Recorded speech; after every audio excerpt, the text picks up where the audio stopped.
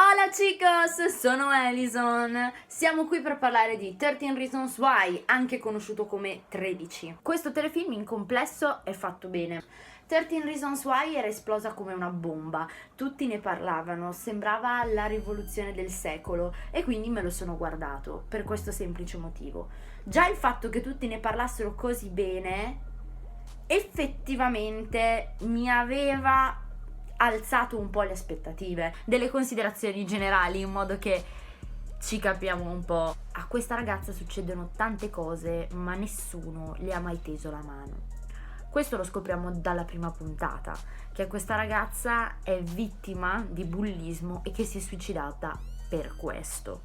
Totalmente invisibile, ma allo stesso tempo visibile. È visibile solo quando c'è qualcosa di cui parlare, solo quando c'è qualcosa allora che questa ragazza fa che può essere interessante per gli altri, che può essere un motivo di pettegolezzo per i corridoi, allora questa tipa viene tirata in mezzo. Già dalla prima puntata quindi scopriamo che questa tizia si è ammazzata.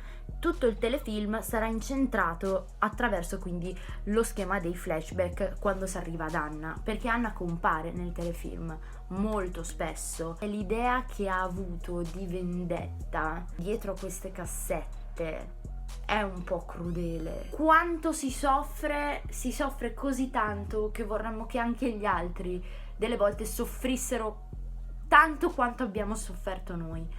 Però è anche vero che questa ragazza ha vissuto una storia che è la storia che in realtà vivono la maggior parte delle ragazze in Italia e non. Vivamente credo che al 50% delle ragazze abbiano subito o apprezzamenti poco voluti, violenze addirittura, tipi appunto che si sono inventati storie con loro eccetera eccetera.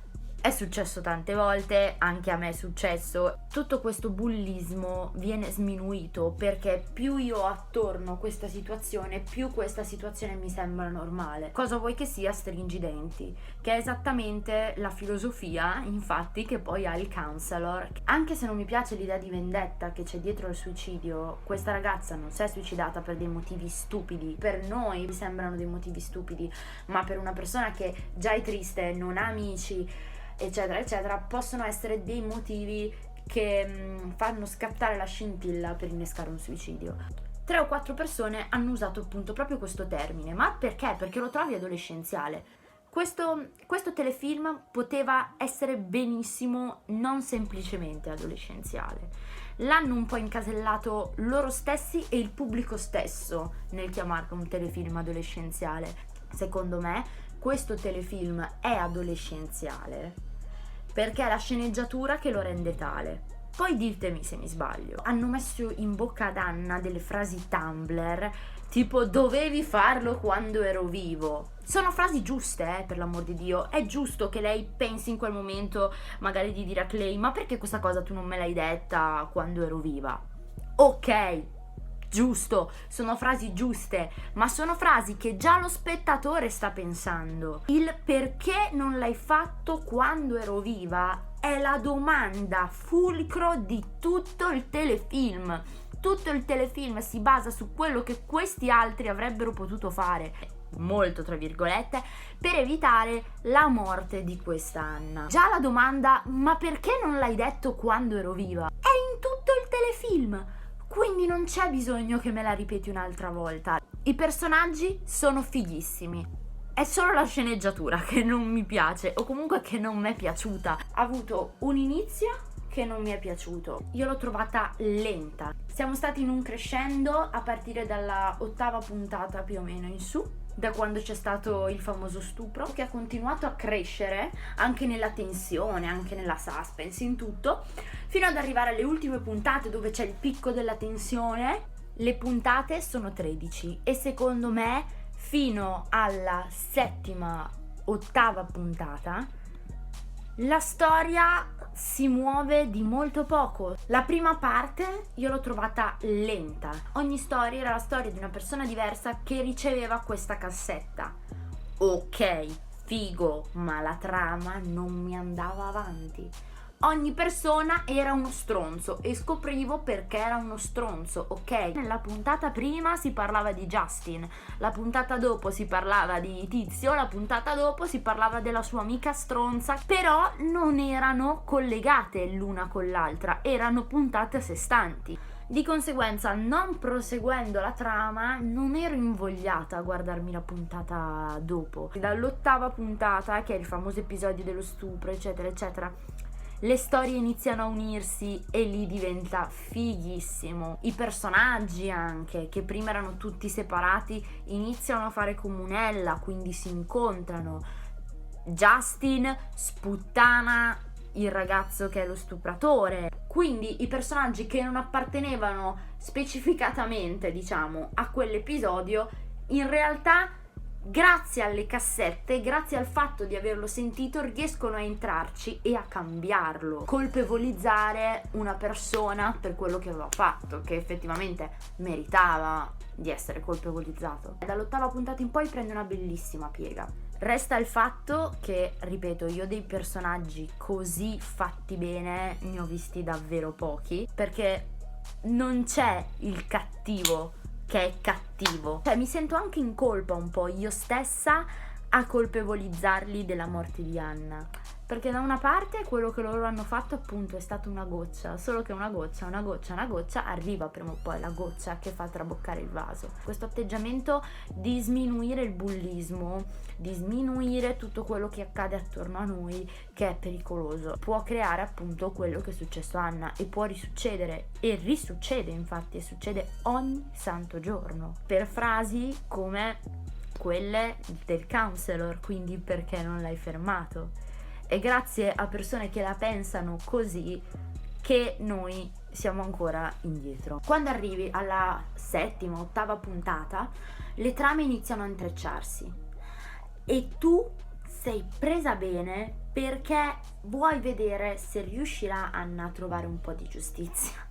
Nasce il tutto, c'è anche la storia di Clay, che nel frattempo tu a Clay un po' ti ci affezioni, perché è un po' quello sfigatino, però buono tanto di anima, che ti ci affezioni per forza. Quando si arriva già alla 7ª puntata, la storia inizia a crescere e la storia diventa effettivamente molto più bella, o almeno a me è sembrato così. Forse sono impressioni mie. L'ultima puntata è molto bella e carica di tensione. Tutti siamo in colpa del non accorgerci della tristezza della persona che ci sta accanto.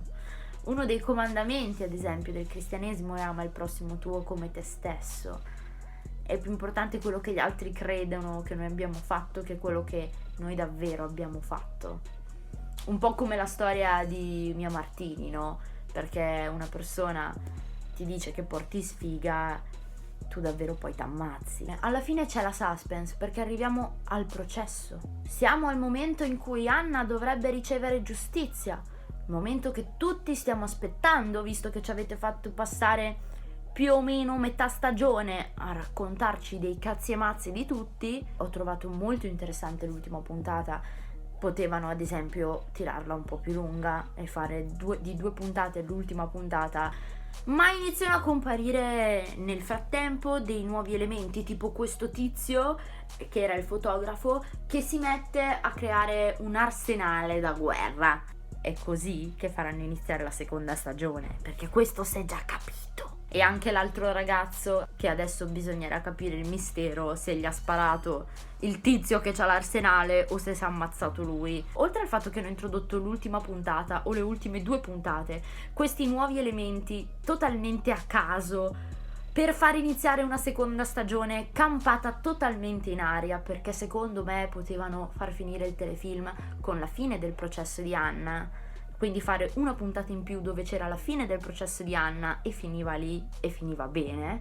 Poi adesso sono curiosa, quindi la seconda stagione io me la guardo sicuramente e magari cambio idea, magari vi dico minchia raga, la seconda stagione l'ho amata. Probabilmente la seconda stagione sarà tutta incentrata sul processo, o forse una puntata incentrata sul processo e tutte le altre incentrate sul tizio pazzo che c'ha l'arsenale da guerra.